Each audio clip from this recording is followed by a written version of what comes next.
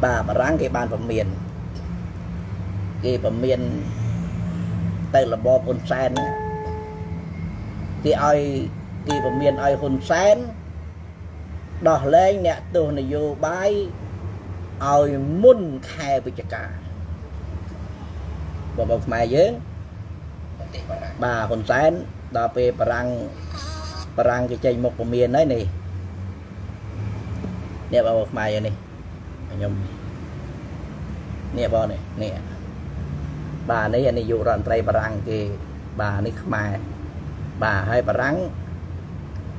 chạp đàm kì nè nè bà khmai dân nhầm mơ xâm nè thì bà protest bà răng đã sắp biết lư hồn sen ôi đỏ lên nè tôi này vô bài bà muốn cách pro chung cầm pool protest nị dây phía xa bà rằng bà đã nâng trâu vừaឡើងនៅទីក្រុងភ្នំពេញនៅក្នុងខែវិច្ឆិកាឆ្នាំ2026នេះបាទប្រទេសបារាំងបានដាក់ស្ពាតលើរបបហ៊ុនសែនឲ្យដោះលែង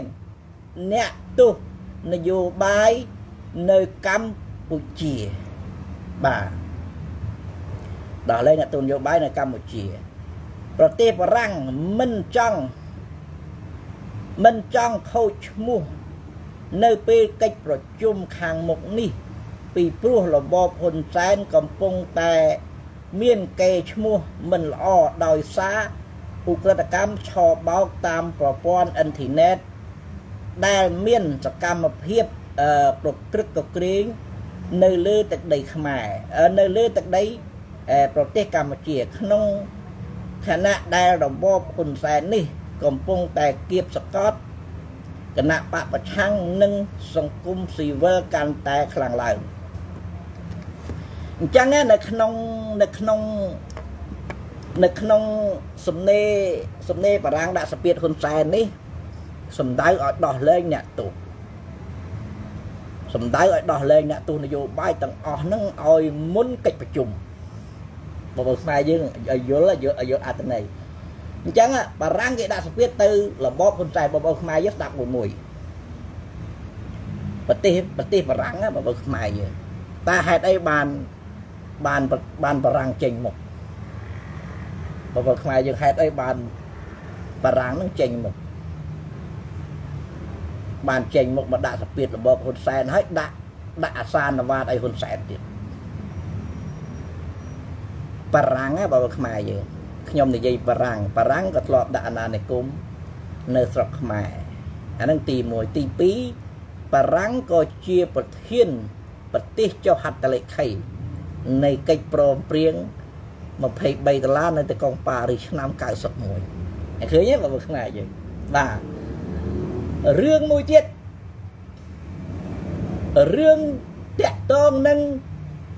សម្លាប់លោកលីមគីមយ៉ាបាទសម្លាប់លោកលីមគីមយ៉ាគឺជាជនជាតិបារាំងបាទអញ្ចឹងបារាំងរឿងតាក់ទងនឹងរឿងឃាតកររឿងអាលីរតនៈអីនឹងរឿងអាពេជ្រកំសុនហ្នឹងបាទហ៊ុនសែននឹងអត់ប្រគល់ឃាតករឲ្យគេបាទដល់អញ្ចឹងកូនប្រពន្ធគេដើរប្តឹងនៅលើឆាកអន្តរជាតិអញ្ចឹងបារាំងគេចេញមកបាទបារាំងគេចេញមកអញ្ចឹងបារាំងឥឡូវខ្ញុំនៅក្នុងសំណេរហ្នឹងខ្ញុំយកមកឲ្យបងប្អូនខ្មែរយើងយកមកវិភាគតាមដានទាំងអស់គ្នាសំណេរហ្នឹងទី1បារាំងគេថាគេដាក់ស្ពាតទៅលើរបបហ៊ុនសែនឲ្យដោះលែងមុនកិច្ចប្រជុំកំពូលបើថាយើងបាទបារាំងដាក់ស្ពាតទៅលើរបបហ៊ុនសែនហ្នឹងឲ្យដោះលែងអ្នកទោសនយោបាយហ្នឹងឲ្យមុនកិច្ចប្រជុំកំពូលនៅក្នុងខែវិច្ឆិកាខែ11បាទបារាំងហើយហ៊ុនសែនណាហ៊ុនសែនគឺចាប់នៅត្រឹមហ្នឹងហ្មងគេដាក់ស្ពាតចឹងអញ្ចឹងអាចបារាំង អានេះខ្ញុំប្រើពាក្យណាខ្ញុំប្រើពាក្យថាអាច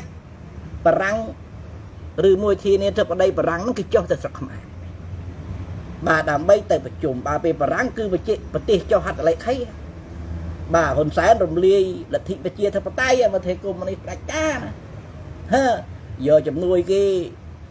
តាំងពីឆ្នាំ93មកទទួលជំនួយគេមួយឆ្នាំរាប់ពាន់លានណាបាទយកទៅជំនួយគេចុងក្រោយមកបំផ្លាញលទ្ធិប្រជាធិបតេយ្យប្រទេសកុម្មុយនីសផ្ដាច់ការបាទអញ្ចឹងបារាំងចេញមកបាទហើយទៅបារាំងបងខ្មែរយើងឡោះបារាំងមហាអំណាចបារាំងបើពេលនិយាយឲ្យចំបារាំងនឹងមានឥទ្ធិពលជាងអាមេរិកទៀតបាទហេតុអីបានបារាំងមានឥទ្ធិពលជាងអាមេរិកបារាំងមហាអំណាចនៅអឺរ៉ុបហើយបារាំងនឹងគឺជាប្រធានប្រទេសចុះហត្ថលេខីនៃកិច្ចព្រមព្រៀង$23នៅទីក្រុងប៉ារីសបាទអញ្ចឹងគឺបតបកិច្ចធានាធិបតីបារាំងបាទអញ្ចឹងបាទគេដឹងថាហ៊ុនសែនគេដកលើគេដកកវត្តចោលហ្នឹងហ៊ុនសែនតកូលហ៊ុននេះចង់ត្រូវគេដកកវត្តចោលកូនស្ពេយ៉ាងហ៊ុនសែនហ្នឹងបាទគេដាក់សារនវាតហ្នឹងឲ្យដោះលែងអ្នកទោសនយោបាយឲ្យមុនខែវិច្ឆិកានៅក្នុងឆ្នាំ2026យើងណាបារាំងគេដាក់សារនវាតឲ្យហ៊ុនសែនហ្នឹងមកដោះលែងឲ្យមុនកិច្ចប្រជុំកំពូលនៅស្រុកខ្មែរបាទណែបងប្អូនខ្មែរយើងខ្ញុំមិនបាច់និយាយពីរឿងខ្ញុំនិយាយពីរឿងមន្ត្រីជាន់ខ្ពស់អាមេរិកខ្ញុំមកប្រៀបធៀបឲ្យមើលយើងមើលប្រទេសគុយបាគ្រាន់តែមន្ត្រីជាន់ខ្ពស់គេធានាធិបតីគេអត់បានចុះទៅប្រទេសគុយបាផងធានាក្រសួងការបរទេសបាទទៅក្រសួងការបរទេសគេពមៀនប្រទេសណាទៅក្រសួងការបរទេសទៅជាន់ទឹកដីហ្នឹងគឺមេដឹកនាំផ្ដាច់ការហ្នឹងគឺដួលរលំបងបាទប៉ុន្តែបារាំងដាក់អាសានវត្តហ្នឹងគឺធានាធិបតីបារាំងចុះទៅស្រុកខ្មែរផ្ទាល់មកបាទហើយហ៊ុនសែនចាប់ទៅទីហ្នឹងបាទធានាធិបតីបារាំងចុះទៅប្រជុំកំពូលនៅស្រុកខ្មែរហ្នឹងគឺហ៊ុនសែនចាប់នៅពេលហ្នឹងហ្មងគេចាប់ឬមួយគេបញ្ចប់នៅពេលហ្នឹងហ្មងអត់បាទអូឯងយកលុយគេយកជំនួយគេឯងមកសម្លាប់លទ្ធិប្រជាធិបតេយ្យប្រទេសកុម្មុយនីសផ្ដាច់ការបាទគេអត់ឲ្យរួចខ្លួនទេអញ្ចឹងហើយបានគេដាក់បលិស FBI បលិសអន្តរជាតិនៅពេញស្រុកខ្មែរ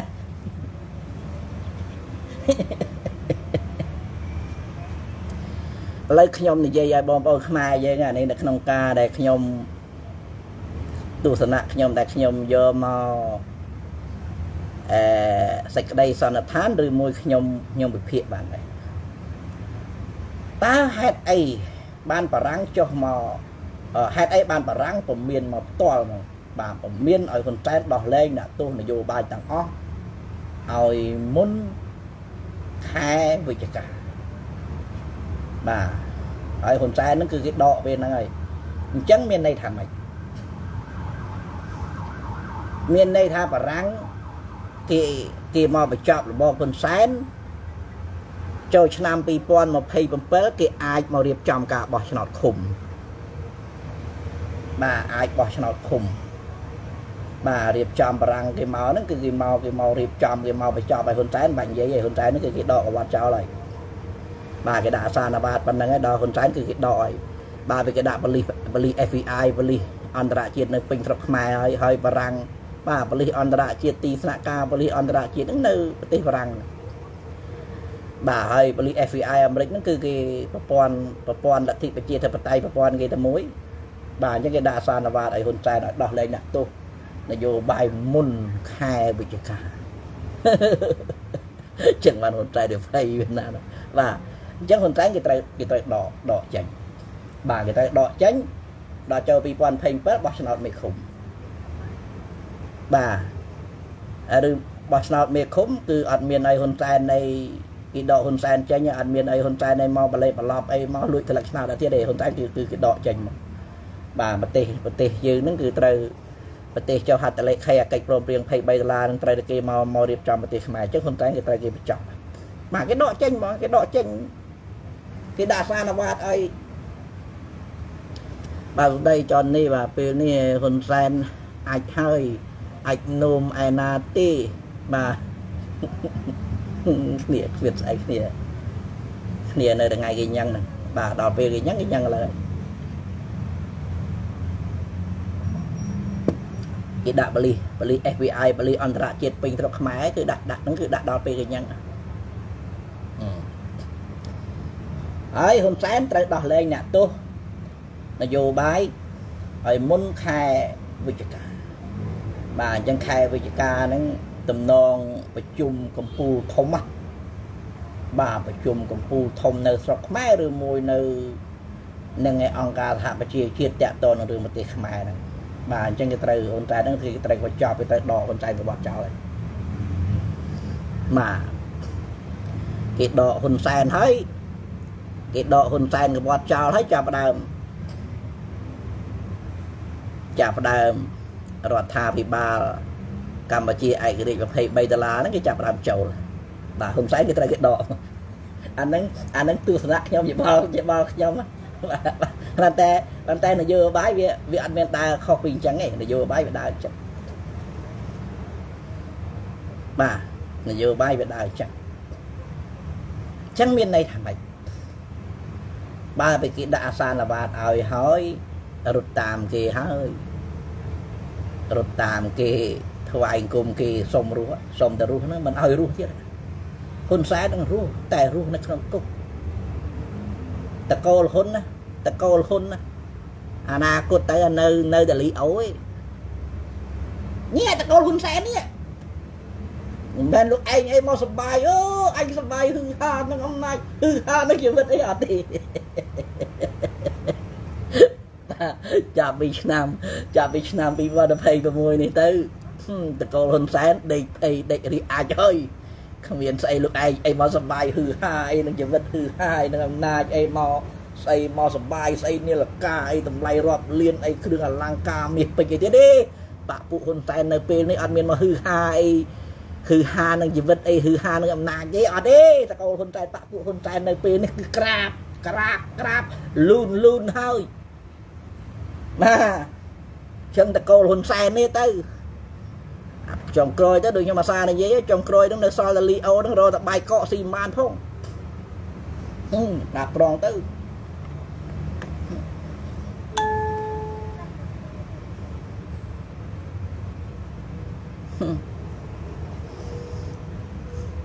បើខ្មែរយើងដែរឃើញមេដឹកនាំរាជការដួលរលំដែរឃើញមេដឹកនាំរាជការតែដួលរលំហើយតកូលវាគឺគេបបិទឈ្មោះចោលមកមេដឹកនាំរាជការតែវាដួលរលំតែវាអស់អំណាចហើយតកូលហ្នឹងគឺគេបបិទឈ្មោះចោលហើយបាទមានអាណាហ៊ានមកប្រើឈ្មោះតកូលហ៊ុនទៀតទេគេរឹបអូសឃើញបាក់ពួកហ៊ុនសែននឹងចូលនៅក្នុងបញ្ជីខ្មៅគេទេបាទចូលនៅក្នុងបញ្ជីខ្មៅគេអញ្ចឹងមេដឹកនាំរាជការតែវាដួលរលំទ្រព្យសម្បត្តិហ្នឹងវិឡាសកម្មស្កាយហ្នឹងគេអូសដាក់រត់អស់អញ្ចឹងតកូលហ៊ុនចុងក្រោយទៅហើយនៅតលីអូដេកក្នុងគុកតកូលហ៊ុនចុងក្រោយគឺគុកដេកគុកបាទគ្មានមកហឺហានឹងអំណាចទេនៅពេលនេះអាណាជួយអាណាជួយចិនព្រះដល់ចិនយួនព្រះដល់យួនអាណាជួយហ៊ុនសែនរត់ថ្ងៃបើទៅនិយាយវាពីរៀនតសវិញវាមានតសទូមួយទេប៉ុន្តែវាអត់មានអតសអាចជើងជ្រែងទេអាចជើងជ្រែងដែលទប់តសទ្រូងនោះវាអត់មានទេបាទដល់អញ្ចឹងវានៅតសមួយតែមកហ្នឹងរបស់ហ៊ុនសែនបាទណាហ៊ានជួយហើយបងប្អូនខ្មែរយើងមិនដឹងប្រព័ន្ធលោកសេរីបារាំងនិងអាមេរិកហ្នឹងបាទអាមេរិកក៏ម្ចាស់ប្រទេសអាមេរិកក៏ម្ចាស់ហត្ថលេខីនៃកិច្ចព្រមព្រៀង$23ដែរបានគាត់តែបារាំងជាវិធានបាទអញ្ចឹងហើយបានហ៊ុនសែនហ្នឹងគេញ៉ាំងហើយគេអូសកហើយគេញ៉ាំងលកជាគេយកទៅកាត់ទោសហើយហ៊ុនសែននេះគេមានទុកឲ្យលោកឯងស្អីសបាយអីហឺហាទៀតទេសបាយហើយទៅនៅប្រហែលខែនេះនៅប្រហែលខែហ្នឹងសបាយហើយទៅនៅបាទមុំដល់ខែ11យូរដែរ6 7ខែទៀតដែរហ្នឹងសបាយហើយទៅបានអត់មានអីសបាយទេ hãy thấy bạn miền tôi sờ bài là mấy bao bậc mày vậyประเทศជាតិជួបវិបត្តិសេដ្ឋកិច្ចបាទរឿងប្រព័ន្ធ scam អន្តរជាតិគេដាក់ទៀតគេដាក់ឲ្យបោកសម្អាតប្រព័ន្ធ scam online បាទហើយហ៊ុនសែនមិនដឹងគេទៅរលុយឯណាទេរលុយបានដោយសារប្រព័ន្ធ scam ប្រព័ន្ធឆបោកនឹងដើម្បីទៅរលុយទៅការពារអំណាចគាត់បានតែឥឡូវអន្តរជាតិគេតាមប្រមាញ់ពួកហ្នឹងហើយបាទអញ្ចឹងមានអាពីលទីពីលហើយហើយចាំមើលអញ្ចឹងមានន័យថាម៉េចមានន័យថាហ៊ុនសែនគឺលូនដូចខ្ញុំថាអញ្ចឹងលូនទៅថ្វាយគុំអាមេរិក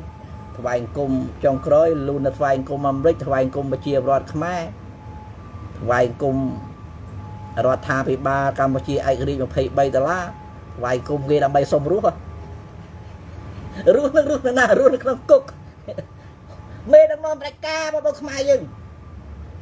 ឈ្មោះថាមេដឹកនាំប្រជាការនេះអត់មាននៅក្រៅគុកទេបាទមេដឹកនាំប្រជាការបើពេលនេះឯងធ្វើតាមគេនៅក្នុងគុកបើពេលនេះឯងហ៊ានខ្លាំងអ្នកឯងហ៊ានខ្លាំងនោះដូចអាប្រទេសអារ៉ង់អាហ្នឹងឯងមេដឹកនាំប្រជាការដឹកនាំមក30-40ឆ្នាំបាទតែណែឯងខ្លាំងគេរួមគ្នាបញ្ចប់ហ្នឹងមិនឃើញទេមេដឹកនាំប្រជាការអារ៉ង់ឃើញទេមន្ត្រីជាន់ខ្ពស់នឹងងាប់50-60នាក់ងាប់ចង់អស់បាទងាប់ចង់អស់មើលតិចមើលបាទមើលម៉ៅឯកំសៀងនេះមើលបាទអរគុណសន្តិភាពបើមិនជាប់គុកក៏រត់ចោលស្រុកដែរអត់រត់ទេនៅច្រកនេះអ្នកដែលរត់ខ្ញុំចង់សម្ដៅទៅលើគណៈបពប្រឆាំងដែលពីរបបហ៊ុនសែនតាមចាប់ទីភៀសខ្លួនបើពេលរបបហ៊ុនសែនចង់រត់ចោលស្រុកទៅរត់ស្អីស្រុកខ្មែរសប្តាហ៍ថ្ងៃនឹងលែងមានព្រៃម៉ាក់គីប្រទេសខ្មែរយើងលែងមានព្រៃហើយកាលមុនទៅចេះតែមានព្រៃបាទចេះតែទៅជ្រកកោនឯដូចខ្មែរក្រហមឯដូចអាពតអីចឹងទៅបាទនៅប្រទេសខ្មែរយើងថ្ងៃមានព្រៃណាមានព្រៃម៉ាក់គីណាអញ្ចឹងហ៊ុនសែនហ្នឹងអត់មានទៅរត់ទៅជ្រកកោនណាបាន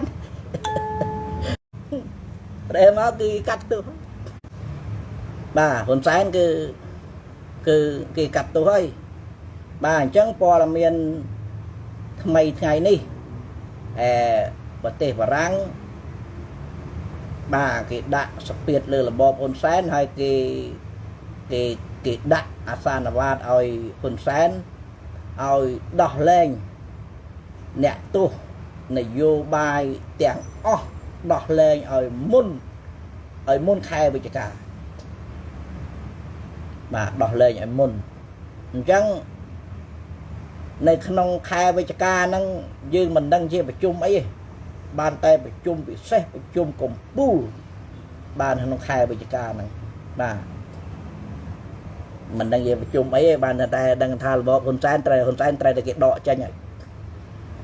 បាទចុងឆ្នាំហ្នឹងត្រូវតែគេដកហ៊ុនសែនគេបញ្ចប់របបហ៊ុនសែនហើយបាទគេបញ្ចប់របបហ៊ុនសែនហើយដើម្បីទៅរៀបចំការបោះឆ្នោតអី2027បោះឆ្នោតមេឃុំមេអីហ្នឹងអញ្ចឹងរបបហ៊ុនសែនហ្នឹងគេត្រូវតែគេបញ្ចប់ហើយអត់មានឲ្យរបបហ៊ុនសែនអីមកស្អីមកអីហឺហាអីមកសបាយនឹងជីវិតមកឈរឈ្មោះបោះឆ្នោតអីទៀតទេអត់ទេអញ្ចឹងគឺមេដឹកនាំផ្ដាច់ការហ្នឹងគឺគេត្រូវគេបញ្ចប់ហើយនៅក្នុងរដ្ឋកាលដូណាល់ត្រាំឥឡូវនឹងបារាំងចេញមុខទៀតអញ្ចឹងប្រទេសខ្មែរយើងគឺ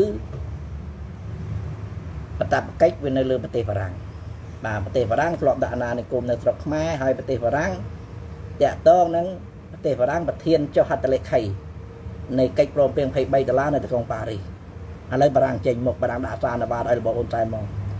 បាទអានឹងទី2ទី3ពាក់ព័ន្ធនឹងសម្រាប់លោកលីងគីមយ៉ា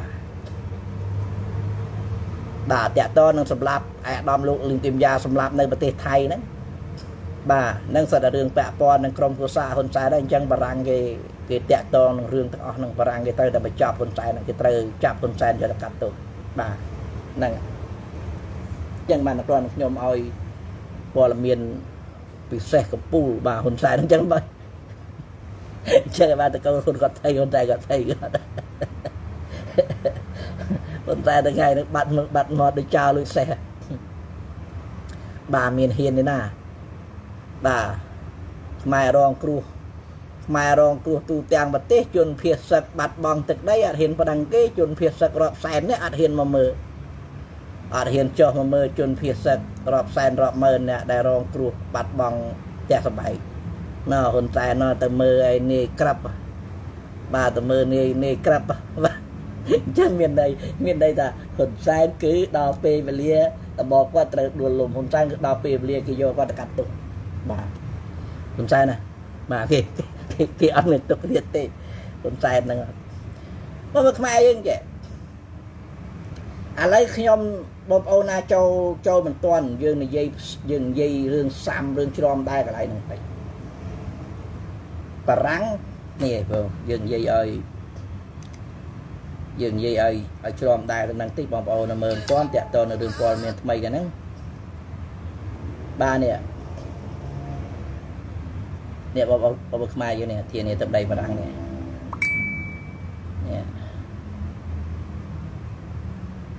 បាទនេះធានាទឹកដីបារាំងមើលបងប្អូនខ្មែរយើងមើលច្បាស់ហើយតែខ្ញុំអានសំណេរឲ្យនិយាយទៅบอกព្រះបាទប្រទេសបារាំងដាក់សម្ពាធលើហ៊ុនសែនឲ្យដោះលែងអ្នកទោសនយោបាយមុនកិច្ចប្រជុំកំពូលប្រទេសនិយាយភាសាបារាំងដែលនឹងត្រូវធ្វើឡើងនៅទីក្រុងភ្នំពេញនៅក្នុងខែវិច្ឆិកាឆ្នាំ2026នេះប្រទេសបារាំងបានដាក់សម្ពាធលើរបបហ៊ុនសែនឲ្យដោះលែងអ្នកទោសនយោបាយ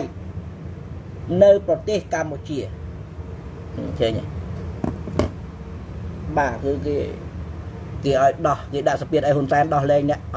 កទោសនយោបាយទាំងអស់ដោះលែងទាំងអស់អត់មានលក្ខខណ្ឌមកត្រូវដោះលែងអញ្ចឹងនៅក្នុងខែ11ហ្នឹងឲ្យហ៊ុនសែនហ្នឹងឲ្យដោះលែងអ្នកទោសហ្នឹងឲ្យមុនខែ11អញ្ចឹងខែ11ហ្នឹងគឺមានប្រជុំកំពូលពិសេសបាទប្រជុំកំពូលពិសេសហ្នឹងគឺដោះស្រាយរឿងប្រទេសខ្មែរហ្នឹងហើយបាទប្រជុំកំពូលពិសេសហ្នឹងយើងក៏មិនដឹងឬមួយប្រទេសចុះហត្ថលេខីនឹងគេឬមួយអាកិច្ចព្រមព្រៀង$23នឹងគេកោះប្រជុំឡើងវិញក៏អត់ដឹងដែរបានទេបានតែប្រទេសខ្មែរយើងវាត្រូវតែប្រទេសចុះហត្ថលេខីហ្នឹងត្រូវតែកោះប្រជុំជាសារថ្មីដើម្បីទៅបញ្ចប់របបហ៊ុនសែនដើម្បីទៅរៀបចំប្រទេសខ្មែរយើងហ្នឹងឲ្យមានលទ្ធិប្រជាធិបតេយ្យឲ្យប្រទេសខ្មែរយើងហ្នឹងឲ្យអភិវឌ្ឍឲ្យជឿនលឿនឲ្យប្រទេសខ្មែរយើងសบายអញ្ចឹងគឺបន្តកិច្ចព្រមព្រៀង$23នៅទីក្រុងប៉ារីសបាទអញ្ចឹងបានហ៊ុនសែនគេដាក់សានវត្តគេដាក់សានវត្តគេដាក់កំណត់ឲ្យហ៊ុនសែនមកបាទហ៊ុនសែនត្រូវគេដកកវត្តចោលបងហ៊ុនសែនប្រែមកថាមនុស្សអត់បានការវាគ្មានតែបានការណាមនុស្សសែនហ្នឹងហ៊ុនសែនប្រែមកថាអត់បានការសែនមកគ្រប់កិច្ចយកធ្វើជាផ្លូវការអត់កើតអញ្ចឹងប្រពន្ធហ៊ុនសែនថ្ងៃនេះមានការណាប្រពន្ធហ៊ុនសែននៅថ្ងៃនេះហ៊ុនសែនមានដែរបានការប្រពន្ធនេះណាដែរយកប្រពន្ធគេហ៊ុនសែនមានដែរបានការអញ្ចឹងហ៊ុនសែនប្រែមកថាមនុស្សអត់បានការអញ្ចឹងមនុស្សអត់បានការដឹកនាំប្រទេសធ្វើឲ្យប្រទេសជាតិបាត់បង់ធ្វើឲ្យប្រជាពលរដ្ឋវេទនាអញ្ចឹងគេត្រូវតែបញ្ចប់បាទធ្វើឲ្យពិភពលោករងគ្រោះអញ្ចឹងគេត្រូវតែបញ្ចប់បាទមនុស្សអត់បានការទុកក៏មិនចំណេញដកចេញរំខានដែរភាសាខ្មែរក្រហមដកឯកវត្តចោលទៅអូនស្ពេទៅហ៊ុនសែនត្រូវគេដកឲ្យដល់ពេលនេះគេអត់មានទុកឲ្យសែនឯងនៅក្អីនៅក្អាងនៅក្អាត់ជើកអមសែនឯងដែលអូនចននេះសុខសប្បាយជូនពរអូនឲ្យឆាប់សប្បាយស្អីបងឆាប់សប្បាយចិត្តទៅស្អីបាទបងចននេះបើហ៊ុនសែនដោះលែងអ្នកទោសយើងត្រូវជប់លៀងហើយបងបាទជប់លៀងហ៊ុនសែនគេដល់ពេលគេញ៉ាំគេដាក់ บ่ខ្មែរយើងគេដាក់បលិ FBI បលិអន្តរជាតិគេដាក់ហ្នឹងគេដាក់មកខាំងគេដាក់មកឃុំខាំងពួកហ្នឹងបាទគេដាក់មកតាមរពួកហ្នឹងបាទដល់ពេលវេលាគេចាប់ដូចខ្ញុំនិយាយហ្នឹងខ្ញុំថាប្រទេសនីមួយគេកម្រដាក់បលិ FBI អាមេរិក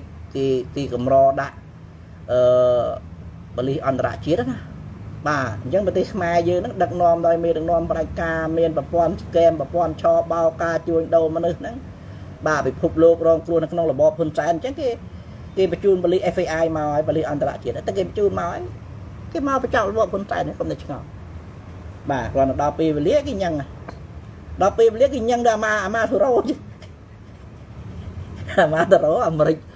កញ៉ឹងតែម៉ោង3រៀបភ្លឺអូនិយាយរឿងហ្នឹងមកខ្លាយយើងនិយាយរឿងហ្នឹងខ្ញុំនិយាយរឿងនេះតិចអាម៉ាធូរ៉ូអាមេរិកគេគម្រាមអាមេរិកគេគម្រាមគេឲ្យពេលវេលាហ្នឹង2អាទិត្យបាទអាមេរិកគេបញ្ជូនកម្លាំងទៅប្រទេសអាម៉ាធូរ៉ូទៅមានមេដឹកនាំផ្ដាច់ការនោះប្រទេសវេណេស៊ុឡាដឹកនាំមេដឹកនាំផ្ដាច់ការអាម៉ាធូរ៉ូអាមេរិកគេឲ្យពេលវេលា2អាទិត្យគេឲ្យអាកាសយើងហ្នឹង2អាទិត្យឯងនាំក្រុមគ្រួសារឯងទៅនៅណាទៅបាទទាំងមេតាហាននៃហ្នឹងអាមេរិកគេឲ្យអាកាស2អាទិត្យរវិចទៅនាំក្រុមគ្រួសារអ្នកឯងទៅនៅប្រទេសណាក៏ទៅគេឌឺនៅអាមេរិកគេរាប់បាទគឺធ្វើមកសមយុទ្ធ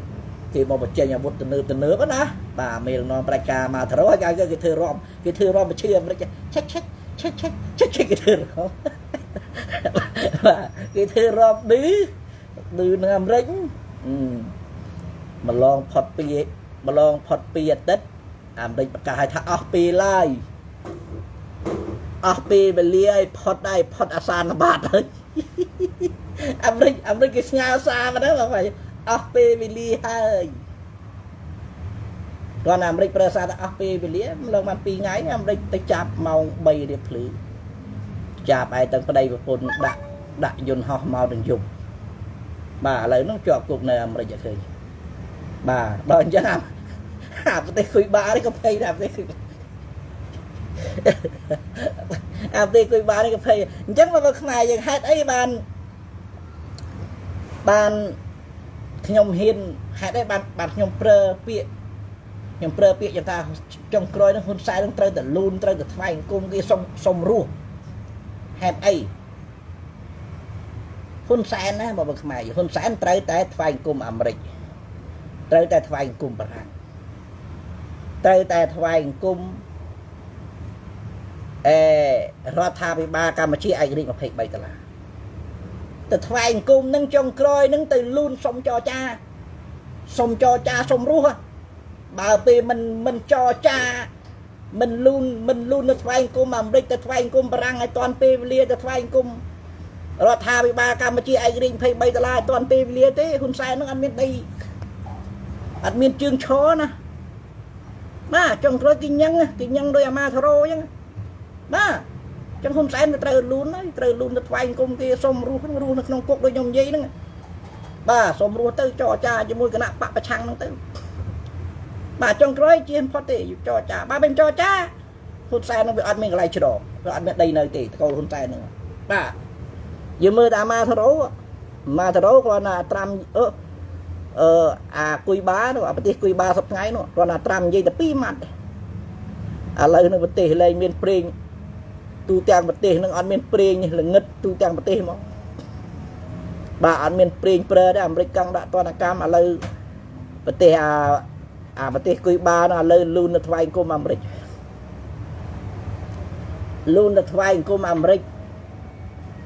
ប្រទេសគុយបាអាមេរិកគេដាក់គេទៀមទាតែ2ចំណុចទេ2ចំណុចធំទី1ឲ្យប្រទេសគុយបានឹងដោះលែងអ្នកទោសនយោបាយទាំងអស់ទី2អាមេរិកគេអ្នករៀបចំដោះលែងអ្នកទោសនយោបាយទាំងអស់ទី2ឲ្យមានគណៈបកប្រឆាំង រៀបចំការបោះឆ្នោតជាសាថ្មីឃើញបាទនិយាយខ្លីនិយាយងាយអាមេរិកវាដាក់តែ2ឯងវាដាក់2ចំណុចឯង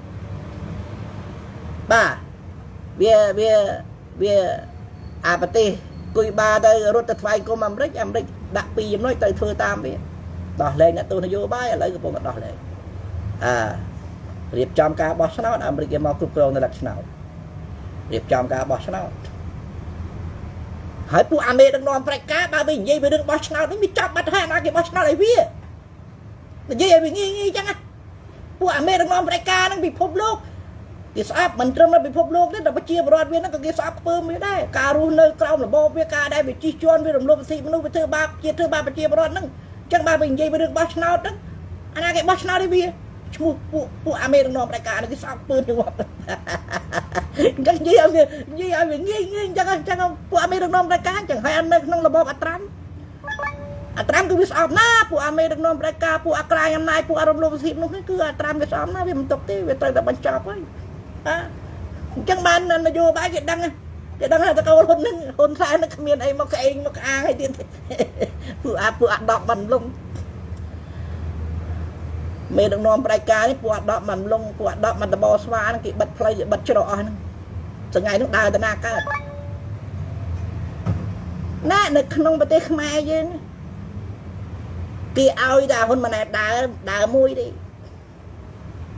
ហ៊ុនម៉ាណែតជានាយករដ្ឋមន្ត្រីគេសំណុកធ្វើកិច្ចការអាហ្នឹងអាចចេញដើរតែក្រៅបានក្រៅប៉ុណ្ណឹងមានមន្ត្រីណាហ៊ានចេញទៅក្រៅទេបើពេលនៅក្នុងរបបហ៊ុនសែនរបបចោលពុកអលួយមេដឹកនាំប្រកាជិះជាន់រំលោភសិទ្ធិមនុស្សសិតតែពួកចោលប្រព័ន្ធស្កេមឆបោកលៀងលុយខ្មៅអំពើពុកអលួយបង្កើតព្រឹត្តិការណ៍ឆបោកការជួញដូរមនុស្សហ្នឹងនៅក្នុងជួរគណៈបកប្រជាជនហ្នឹងទាំងអស់ហ្នឹងអញ្ចឹងដើរបានណាហ៊ុនម៉ាណែតមួយឯងបាទអញ្ចឹងបាទហ៊ុនសែនឯងមិនអើយពួកខ្មែរក្រហមហ៊ុនសែនណាហ៊ុនសែនពួកអាមេខ្មែរក្រហមមិនហើយលោកឯងមិនខ្លាំងទៀតមើលលោកលោកឯងខ្លាំងទៀតមើលនៅពេលវេលាប្រហែលខែទៀតនេះលោកឯងខ្លាំងតិចទៅ